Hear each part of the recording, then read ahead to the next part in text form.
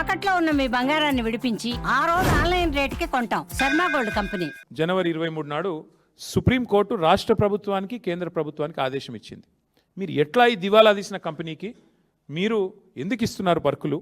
Supreme court ఎన్సీఎల్ఏటీలో ఇంత serious విచారణ జరుగుతుంటే కంపెనీ దివాలా తీసిందని వాళ్ళే చెప్తుంటే ఎంప్లాయీస్ జీతాలకే డబ్బులు లేక 15 లక్షల రూపాయలు వాళ్ళు లోన్లు తీసుకుంటుంటే ఎందుకు ఈ కంపెనీకి మీరు ఇంత పెద్ద ఎత్తున సపోర్ట్ చేస్తున్నారు అంటూ మరి సుప్రీంకోర్టు విచారణకు ఆదేశించింది.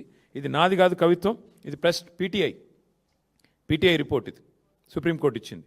సో ఇవాళ ఎందుకు ఈ హడావుడి గత వారం రోజులు జరిగింది అంటే దానికి ఇప్పుడైనా మీకు ఆన్సర్ దొరికిందని నేను అనుకుంటా ఉన్నా.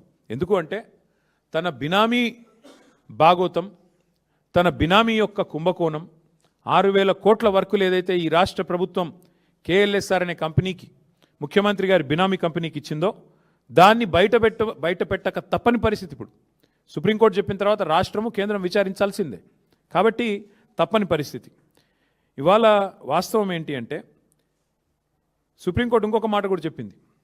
CBI or SFIO, serious fraud investigation agency or ED, ఈ 3 ఏజెన్సీల ద్వారా వెంటనే విచారణ జరిపించండి.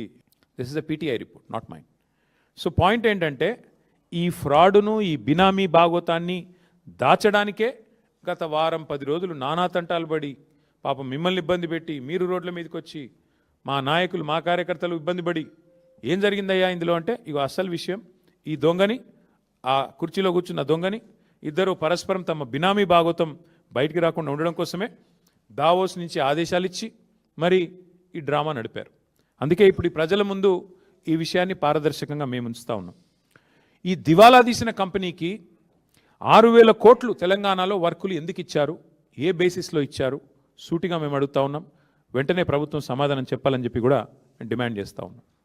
అట్లాగే కోర్టు, సుప్రీంకోర్టు ఏదో ఆషామాషి కోర్టు కాదు, సిబిఐ దర్యాప్తుకు ఆదేశించిన, ఎన్సీఎల్ఏటీ లావాదేవీలు నిలిపేయాలని ఆదేశించిన 1,000 కోట్ల కొత్త కాంట్రాక్టులు ఎందుకు ఇచ్చారు, ఎలా ఇచ్చారు, దీనికి సమాధానం ఎవరు చెప్తారు ఈ గవర్నమెంట్లో చెప్పాలని చెప్పి కూడా మేము డిమాండ్ చేస్తూ ఉన్నాం.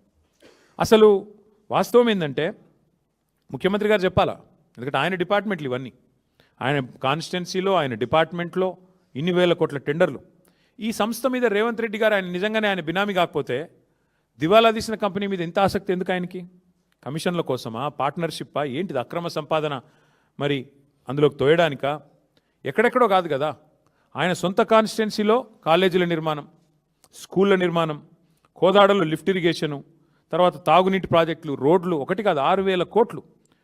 అదేవిధంగా కంపెనీ ఓపెన్గా వెబ్సైట్లోనే చెప్తోంది కదా, మాకు ఇగో ఇన్ని వర్క్లు వచ్చినాయని. ఇది కూడా చూడండి, ఇగో మీరు షాద్ నగర్ టు పరిగి రోడ్, ఇది కొడంగల్ కాన్స్టిట్యున్సీ, దీనికి 185 కోట్లు, దీనికి కూడా వారికే డబ్బులు ఇచ్చారు. ఇంకా చాలా ఉన్నాయి అట్లా చెప్తే, ఇంకేమున్నాయి? ఇగో ఇది కూడా ఇంకోటి రోడ్డు, దాదాపు 116 కోట్లు, ఇంకొక రోడ్డు, ఇట్లా చాలా ఉన్నాయి. కావాలంటే మీకు అంతా ఇస్తాం మీకు. అంటే ఇక్కడ అన్నిటికన్నా ముఖ్యమైన ప్రశ్న, మరి దివాలా తీసిన ఈ కంపెనీ బ్యాంక్ గ్యారంటీలు ఎడికెళ్ళి ఇచ్చింది? ప్రభుత్వం బయట పెట్టాలి, ఇప్పుడు చెప్పాలా ఏ రకంగా ఈ కంపెనీ బ్యాంక్ గ్యారంటీలు పెట్టింది, ఎక్కడి నుంచి తెచ్చి పెట్టింది? రూపాయి లేని కంపెనీ, జీతాలకు బ్యాంక్ లోన్ తీసుకునే కంపెనీ ఉద్యోగుల కోసం, మరొకవైపు దివాలా ప్రక్రియ జరుగుతున్న సమయంలో ఆర్థిక లావాదేవీల మీద నిషేధం ఉన్నప్పుడు 100 కోట్ల బ్యాంక్ గ్యారంటీలు ఈ కంపెనీ ఎట్లా సమర్పించింది? దీనికి ఎవరు అండగా నిలబడ్డారు గవర్నమెంట్లో? ఎవరి ఆదేశాల మేరకు ఇన్ని 1,000 కోట్ల వర్కులు ఈ కంపెనీకి వచ్చాయి? ఇది ఖచ్చితంగా రాష్ట్ర ప్రభుత్వ పెద్దలు సమాధానం చెప్పి తీరాలి. ఇంకొక మాట కూడా నేను ఈ సందర్భంగా చెప్పాలి. ఇన్ని కాంట్రాక్ట్లు, బ్యాంక్ గ్యారంటీలు, ఖాతాల్లో 100 కోట్లు, మరి ఎక్కడి నుంచి ఇలాంటి కంపెనీకి వస్తాయి, ఎలా వచ్చాయి? ఇది కూడా దీని మీద కూడా ఆరా తీయాల్సిందే. సుప్రీంకోర్టు చెప్పినట్టు ఖచ్చితంగా సీరియస్ ఫ్రాడ్ ఇన్వెస్టిగేషన్ ఏజెన్సీ కానీ, సిబిఐ కానీ, ఈడీ కానీ ఈ విషయంలో వెంటనే రంగంలో దిగాలని చెప్పి కూడా మేము డిమాండ్ చేస్తూ ఉన్నాం. ఎందుకంటే ఇదేదో రేవంత్ రెడ్డి గారి సొంత వ్యవహారం కాదు, 6,000 కోట్ల ప్రజాధనానికి సంబంధించిన వ్యవహారం ఇది. అందుకే ఇది కంపెనీ వ్యవహారమో కంపెనీ ఇష్యూో కాదు, ఇది ప్రభుత్వము, ప్రజల ధనము, న్యాయ వ్యవస్థను దుర్వినియోగం చేసి ఆఖరికి ఒక న్యాయమూర్తిని కూడా ఒత్తిడికి లోన్ చేసిన ఒక దుర్మార్గమైన కేసు. కాబట్టి తప్పకుండా వెంటనే స్పందించాలి ప్రభుత్వం అని మేము డిమాండ్ చేస్తూ ఉన్నాం. అట్లాగే సూటిగా నేను కొన్ని ప్రశ్నలు అడుగుతా ఉన్నాను ఇవాళ ఈ ప్రభుత్వాన్ని. సిఐఆర్పిలో అంటే దివాలా ప్రక్రియ తెలుగులో చెప్పాలంటే సిఐఆర్పిలో ఉన్న సంస్థకి గత 2 ఏళ్లుగా ఈ ప్రక్రియ సాగుతోంది, ఇలా కొత్తది కాదు. ఉన్న సంస్థకి కాంట్రాక్ట్లు ఎట్లా ఇచ్చారు? అంతకంటే ముందు ఇచ్చి ఉంటే ఓకే, అర్థం చేసుకోవచ్చు, కంపెనీ ఆర్థికంగా బాగానే ఉందని చెప్పొచ్చు. కానీ 23 జూలై తర్వాత ఇన్సాల్వెన్సీ వెళ్ళిపోయిన తర్వాత ఏ రకంగా ఈ కంపెనీకి ఈ రాష్ట్రంలో కాంట్రాక్ట్లు ఇచ్చారో చెప్పాల్సిన బాధ్యత ప్రభుత్వం మీద ఉంది. నెంబర్ 1. మరి ముఖ్యమంత్రి గారికి కారు ఇచ్చినందుక లేకపోతే వాటా ఇచ్చినందుక ఇది క్విడ్ ప్రో కో కాదా? ముఖ్యమంత్రి గారికి కారు ఇచ్చి ముఖ్యమంత్రి గారికి మరి ఎన్నికల సమయంలో నిధులు సమర్పించుకుంటే ఇచ్చారా? ఎందుకు ఇచ్చారు? క్విడ్ ప్రో కో కాదా? దివాలా తీసిన కంపెనీకి ఎట్లా కాంట్రాక్ట్లు ఇచ్చారు? ఇది క్విడ్ ప్రో కో కాదా? తర్వాత బినామీ సంస్థ కాకపోతే నేను అడిగేది, కంపెనీపై నిషేధం ఉన్నా కూడా కాంట్రాక్ట్లు ఎట్లా ఇచ్చారు? ఈ కంపెనీకి ఎలా వచ్చినాయి కాంట్రాక్ట్లు ఇట్లా ఇన్సాల్వెన్సీలో ఉన్నప్పుడు అనేది ఇంకో ప్రశ్న. మరి మనీ లాండరింగ్ జరగకపోతే బ్యాంకు ఖాతాలన్నీ స్తంభింపజేసిన తర్వాత 100 కోట్లు ఎట్లొచ్చినాయి? ఆలోచించండి. అట్లాగే ఖచ్చితంగా ఈ విషయంలో సీఎం పాత్ర ఏంది తేలాల్సిందే. అసలు సీఎం గారికి ఈ కంపెనీకి ఉన్న సంబంధం ఏంటి తేలాలి. అట్లాగే మా పార్టీ నుంచి కొన్ని డిమాండ్లు కూడా ఇవాళ ప్రభుత్వానికి పెడతా ఉన్నాం. తక్షణమే సుప్రీంకోర్టు ఈ ఆదేశం ఇచ్చిన తర్వాత తదుపరి మీకు ఏమైనా కనీసం సిగ్గు లజ్జా ఉంటే వెంటనే కేఎల్ఎస్ఆర్ కంపెనీకి ఈ రాష్ట్రంలో ఇచ్చిన ప్రతి కాంట్రాక్ట్ రద్దు చేయాలి అని డిమాండ్ చేస్తూ ఉన్నాం. అట్లాగే ప్రస్తుతం ఏదైతే వర్క్స్ జరుగుతున్నాయో తక్షణమే వాటిని నిలిపేయాలని చెప్పి కూడా డిమాండ్ చేస్తూ ఉన్నాం.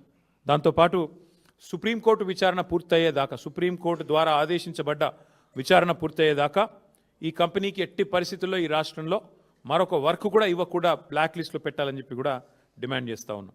అన్నిటికన్నా మించి మా డిమాండ్ అన్నిటికీ మించి అసలు ఈ బినామీ భాగోతం వెనకాల ఉన్న వ్యవహారం మొత్తం మీద సిబిఐ, ఈడీ లేదా ఎస్ఎఫ్ఐఓ సుప్రీంకోర్టు ఆదేశాల మేరకు వెంటనే రంగంలోకి దిగాలి. జనరల్గా ఒక రాష్ట్రంలోకి సిబిఐ, ఈడీ రావాలంటే మొన్న కిషన్ రెడ్డి గారు మహానుభావుడు చెప్పాడు, కొత్త విషయం మాకు తెలియదు. రాష్ట్ర ప్రభుత్వం కోరుకుంటే మేము విచారణకు ఆదేశిస్తామని చెప్పాడు. ఎవడైనా దొంగ నన్ను పట్టుకోండా అని చెప్పి పోలీస్ స్టేషన్ పోయి కంప్లైంట్ ఇస్తాడా? కానీ ఇక్కడ ఏమైంది, సుప్రీంకోర్టు ఆల్రెడీ చెప్పింది, ఇక తప్పించుకోలేడు కిషన్ రెడ్డి కూడా. సుప్రీంకోర్టే చెప్పింది సిబిఐ రంగంలో దిగండి, ఈడీ రంగంలో దిగండి, ఎస్ఎఫ్ఐఓ రంగంలో దిగండి అని చెప్పింది. సుప్రీంకోర్టు సెంటర్కి నోటీస్ ఇచ్చింది, స్టేట్కి నోటీస్ ఇచ్చింది. నిజంగా కిషన్ రెడ్డి గారు బీజేపీ ఇవాళ రేవంత్ రెడ్డిని కాపాడుతున్న మాట నిజం కాకపోతే వెంటనే సిబిఐ, ఈడీ, ఎస్ఎఫ్ఐఓ రంగంలో దిగాలి. ఈ బినామీ భాగోతం, కేఎల్ఎస్ఆర్ భాగోతం వెంటనే విచారణ ప్రారంభించి చర్యలు తీసుకోవాలని చెప్పి మేము డిమాండ్ చేస్తూ ఉన్నాం.